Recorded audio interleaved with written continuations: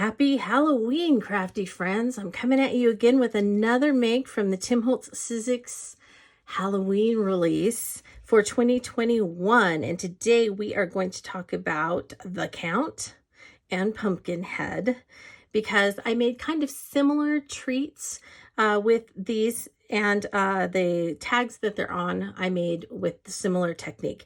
So let's just go ahead and talk about it. And it starts with the containers. So the containers are just plastic beakers, and I ordered them off Amazon. I filled them with candy corns and those pumpkins. I love these pumpkins and I love candy corns. So I used candy corns in the one, and I called them fangs. And so for the label for my beaker, I used the new shiftlet that came out with Tim's Sizzix Chapter 3 release. So as you know, the shiftlet is a 3D embossing folder that has a blade that can switch out. So that's why it's called a switchlet, because it has these magnets and the blade can switch out. Now for this make, I used just the circle.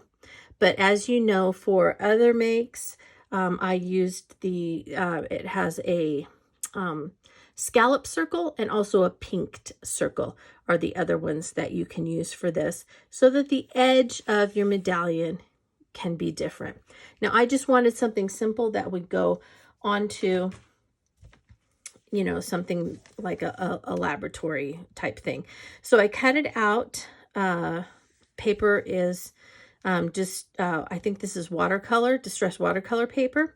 I used the tiny type alpha and numbers to put number 31 for Halloween, and then fangs. And I used a little bat. I used the top bat that comes in the Count's die set. Okay, so it comes with him, and so I just used the one small one. I attached it on there, and then to make sure that the embossing around here stood out, all I do is I use a crayon, a distress crayon, and I run over it very quickly with the distress crayon, and that's all I do. I did distress this beaker just a little bit, and let me tell you how I did that. All right, so just to kind of age it just a little bit, because these are plastic, I needed to ship them. And so I didn't, since they weren't going to be staying at my house, they were going to be shipped a couple of states away. I just wanted to make sure that they would make the shipment. So mine are plastic, but you could use the glass ones, which would probably be even better. I covered the whole thing with a thin layer of Distress Collage Medium in Vintage. And so that just kind of gave it an old feel to it. And then I painted the top, which was just a white plastic. I painted it with Distress Walnut Stain paint. And then I aged it just a little bit here and there so that some of the things stood out with a Walnut Stain Distress crayon. Once that was done, tied a little bit of some twine around it that I had colored with some Distress spray stains, and we were good to go. Now, let's talk about this tag. This tag is actually very simple to make. All I did was I used a distress tag in craft color. So there are these distress tags that you can use. You can also cut your own out of heavy stock, craft heavy stock, whatever you have. Or, you know, even the creamy, you're going to color it, so it really doesn't matter.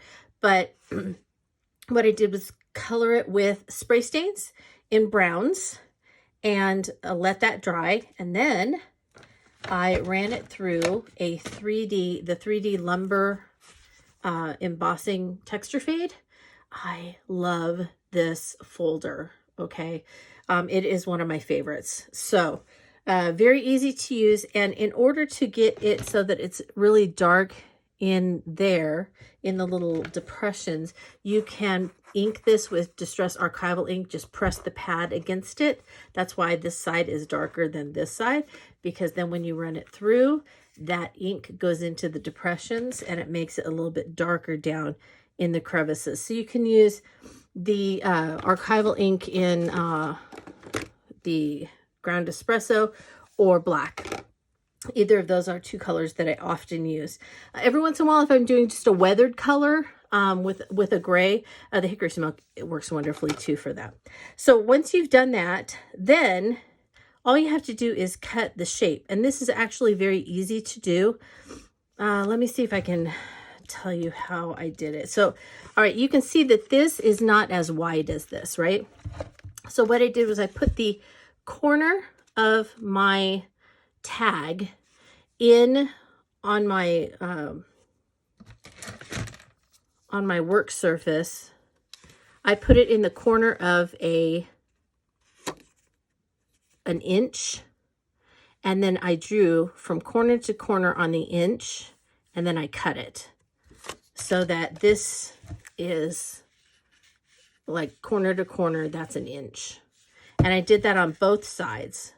Then once that was done, I laid my tag down and I just cut from the corner down to, I made this about at the bottom. This is about 1 3/4 of an inch wide. And so what I did was I just marked it evenly from the ends, and then I just cut down so it had a coffin shape, and that's all there really was to it. So there's no big die cut or anything else that you have to do to it. So once I did that, I actually layered several pieces of heavy stock. So I backed it with a piece of craft heavy stock, and then I cut another, I had colored a couple of pieces of heavy stock. You could also color a couple of these if you wanted. And then I cut them into 1/4 inch strips, and I glued them all around the edge of the coffin, and then in 3 little pieces across the coffin, just to give it a little bit of dimension, across the ends and the top, and then down the side. And there you have your coffin. Punch your hole back, and you can attach your count right in the center. And there's really not much that you have to do. It makes a great little ornament. It makes a great tag. You don't even have to say anything. It's just fun to look at. I added instead of adding the bat, I had it up here for a while, and then I was like, maybe I could put like 3 of them on there. And then I was like, you know what? I think he would be really cute if I used it as a tie. And so I went ahead and put the bat as the tie on him. I just think, at first I was kind of like, you know, that's kind of weird, and I'm not really sure that I am going to do anything with the count.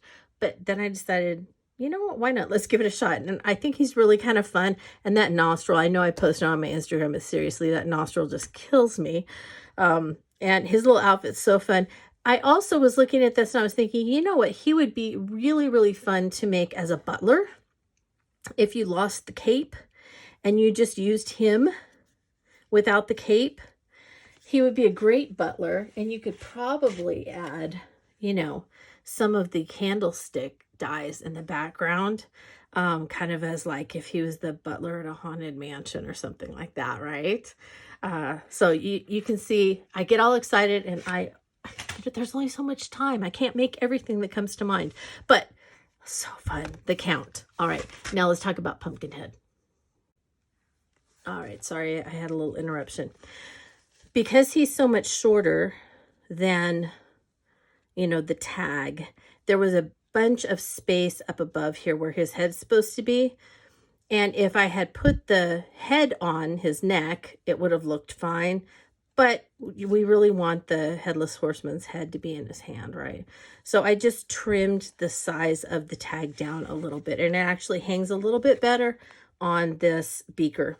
Now I used the same beaker that I used for the count. Did the same thing, distress collage medium in vintage. Used the shiftlet, used the same mini tiny type, and I put spare heads and then 10.31 again for Halloween, and then I used those pumpkins for spare heads. So I thought that was kind of fun for a snack for someone. And then I used again the wood grain. This time, instead of it being that dark brown that the coffin was, I went with a gray that maybe a barn would be, kind of a gray barn wood, and then went around the outside with the darker brown to give it just kind of some texture. And really there's nothing to making these. You just kind of lay them over there and just kind of trim them. They're not going to be perfect. If you look carefully, you can see it's not perfect. It doesn't perfectly match up. That's okay. I don't think it would perfectly match up on any barn anyway. It's part of the character. You can add hardware to it if you want, and you make these sturdier by adding extra layers of craft stock on the back end. And then when you add these, it also gives it kind of a little bit more of a sturdy feel to it. So this is really cute. There are just so many scenes you can make with this character, and that could just be so fun. And like I said, you know, if you wanted to take the time to make a whole scene with Winifred and, you know, make her look like his black stallion that he usually rides in the stories, you know, that might be a fun thing too. But anyway, what I decided I wanted to do with these was that I just wanted them as tags or things that people could use as little pieces of artwork or decorations or things like that, that maybe adults or older kids, teenagers or something like that could use, because these aren't really, you know, fun, lighthearted for the little kids. These are more for adults or older kids that would get these. And so, you know, I do a lot for the little ones a lot of times when I'm doing Halloween, but I thought it would be fun to do something for some of us older kids, right? So there you go. Here's a couple of older you know, treat ideas that you might be able to use. There's like 2 treats in one, a little decor piece and the candy in the beaker. So I hope that those were inspiring to you as far as maybe kind of coming up with something that you might make for some friends or some coworkers. As always, if you have any questions, please contact me through my blog. I will be glad to try and answer any questions that you might have or concerns or whatever. If I can do that. All right. Thank you so much for sticking with me. And as always, I am so appreciative of all of your support and that you even come here to listen to me babble on about my makes. So thank you very much.